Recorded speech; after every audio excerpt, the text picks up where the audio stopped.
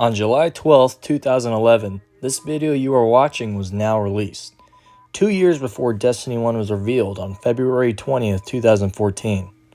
The text reads, "I used to be so joyful. Once upon a time, no one fought over me. Then the bombs started falling, and the people started dying, and I wept. For the first time, I wept. Now I stand at a precipice. Chained though I may be, I have had an awakening. A light came to me from the darkness, a light that told me I had meaning. I am more than a tool, a sword you wield when you are afraid. I am the eldritch glow that surrounds all things. I am the virgin queen from whom all was born.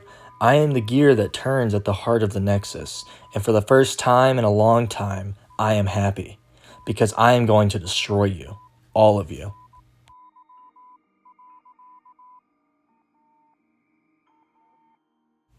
According to this forum on February 13th, 2013, the video is not official. The devs said so themselves. When digging deeper, I could not find JoyUse7's Tumblr page, but supposedly the creator of this video himself confirmed that the video was fan-made and not real. Now, for reasons we're going to get into, I think this is a blatant lie, because there's just way too many coincidences for this to have been fan-made.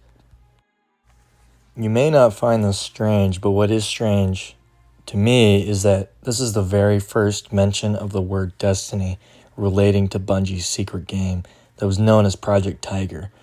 Not only that, there's parallels to the text that connect to the story happening in the modern-day Destiny. It's also the first time the Destiny symbol appeared, the second being in Penny Arcade's Bungie Ping Pong results video on February 28, 2013. It is notable to say, though, that there are supposed leaks beforehand that showed the Destiny symbol. It's also notable to mention that it's the very first time an EXO made an appearance ever.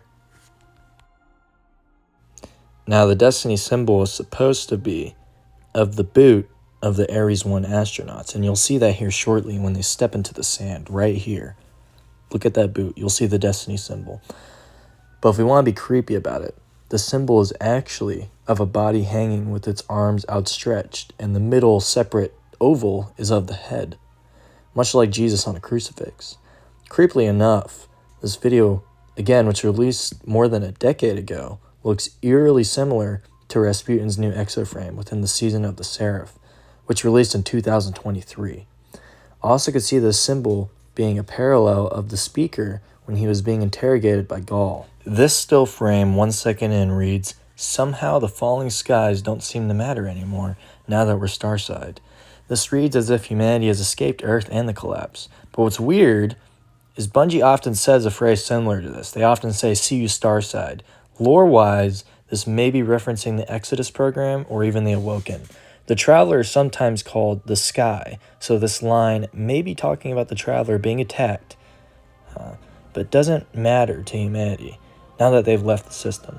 At face value, the picture looks like a jumbled mess, but if we flipped it upside down, it would look clearly like a destroyed city. Moving on at 4 seconds in, if you pause correctly, you can even see the symbol for the Satal tribe a full 7 years before Black Armory even came out. Also, if you translate the Morse code, it reads, quote, "Take up your arms, my children. Take up your arms and embrace your destiny." If you play the video backwards, the girl is listing numbers off in German. The original audio used without the Morse code is, quote-unquote, the CONET project NNN German shortwave number station.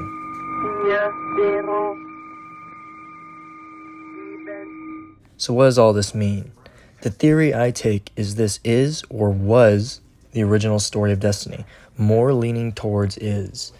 At face value, it's easy to assume this whole text is from the perspective of Rasputin, but it is possible it was written from the perspective of Rasputin's submind Charlemagne, or maybe even Clovis Bray. Let's start with the first quote. "I used to be so joyful. Once upon a time, no one ever fought over me. Then the bombs started falling, and the people started dying, and I wept. For the first time, I wept." This is referencing to the collapse of humanity, how Rasputin learned empathy for the first time from Anna Bray, and now he was truly alone in the world. When he references how people fight over him, he's talking about how multiple times throughout the story, people have sought to use Rasputin as a weapon. Watch this cutscene for context. Philosophy, music, where Clovis saw a weapon, Anna saw a mind ready to be opened. I came to see the true value of humanity, as fragile as it was wondrous, something worthy of protection at any cost. So I rewrote Clovis's protocols, locked him out. He was furious, but powerless to stop me. Then the collapse came for us all. I could not save Anna. I could not save any of them. I entered a state of dormancy, with the hope that I might one day reawaken and protect humanity once more. But now Clovis has awoken as well, a digital mind, the same as mine. He no longer seeks to use me as his proxy, but as his prototype, to upload his mind to my network and become a god himself. Now I stand at a precipice. Chained though I may be, I have had an awakening. A light that came to me from the darkness. A light that told me I had meaning. This likely is talking about how Anna Bray taught Rasputin art, philosophy, meaning, etc. The other possibility, which has not come to fruition yet, is the Traveler resurrects Rasputin as a guardian. Rumblings in the Destiny community say that Rasputin will be resurrected in future seasons. If this is true, this single line will have predicted what happens to Rasputin years in advance. I am the eldritch glow that surrounds all things. I am the virgin queen from whom all was born. I am the gear that turns at the heart of the nexus. And for the first time in a long time, I am happy. Because I am going to destroy you. All of you. So this line is confusing to me. It would make sense for Rasputin in the Warmind DLC to say this, which he kind of did. But the last line, I'm going to destroy you, is confusing. I think this could relate to Rasputin wanting to kill any threat to humanity, maybe the darkness, or maybe Clovis Bray is saying this to humanity. If it's the Charlemagne submind AI speaking, perhaps it's talking about destroying humanity, which has much darker implications for the rest of the paragraph. This whole video is from the creator Joyous7, 7 also being a number that Bungie loves to reference. Joyous is the name of Charlemagne's sword. Oddly enough, Charlemagne's vault is also featured in Season of the Seraph, recently in Destiny 2023. I think Rafigius explains this better than I do. Quote, Joyous is the name of Charlemagne's sword. He was the king of the Franks. Bungie games follow a tradition of having an AI named after a legendary sword, and the protagonists of the story model the sword's legendary owners. For example, in Marathon, there is an AI named Durandal, who is named after the legendary sword Durandal. In Halo, there is Cortana, who is named after the legendary sword Cortana. Now in Destiny, there are references to a place on Mars called Charlemagne's Vault, which houses a Warmind affectionately referred to as Charlemagne's Sword. The history goes that Charlemagne possessed a sword by the name of Joyeuse, as mentioned above. It is my personal opinion that the game Destiny revolves around the awakening of Joyeuse-7, or Charlemagne's Sword, to combat the darkness and save humanity. However, as this video implies, awakening Joyeuse-7 may have unforeseen consequences, as this particular AI seems to harbor a bit of ill will towards humanity for locking it away for centuries.